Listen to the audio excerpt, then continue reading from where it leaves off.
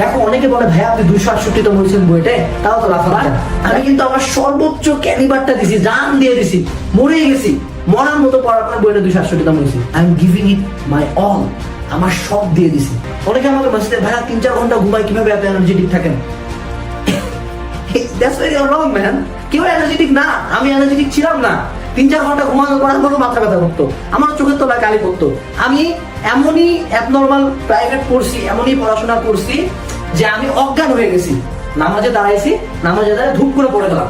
আমার বাপ মা উঠে গ্লুকোজ পিলাইলো, আমি তারপরে বসে উঠে যাই গ্লুকোজ খাবার করতে বসছি। যে পরিশ্রমটা কোন লেভেলে হয়। আমার নিজ চোখে দেখা জিহাদকে 17 ঘন্টা পড়ছে, এক টানা একটা সেকেন্ড ব্রেক নাই। আমি তৌকিকে দেখতাম কোচিং করে আসে সারাটা রাত পড়ছে, পরের দিন দুপুর 3টার দিকে ঘুমাইতে গেছে। আমরা ওষুধ টষুধ খেয়ে রাত জাগতাম, 3-4 দিন ঘুমাইতাম না। কখন বুঝবা সর্বোচ্চটা দিচ্ছ তুমি? যখন একটা পর্যায়ে পরিশ্রম করতে করতে আমার এমন একটা পর্যায়ে হয়েছে যখন আমি মনে হচ্ছে আমি যদি আর 1 পেজ পড়ে আমি মারা যাবো, এই পরিমাণে পড়াশোনার প্রতি যদি বিরক্ত আসে, তখন মনে হবে তুমি তোমার সর্বোচ্চটা দিচ্ছ। সর্বোচ্চটা দিয়ে দাও, পড়তে পড়তে অসুস্থ হয়ে যাবো।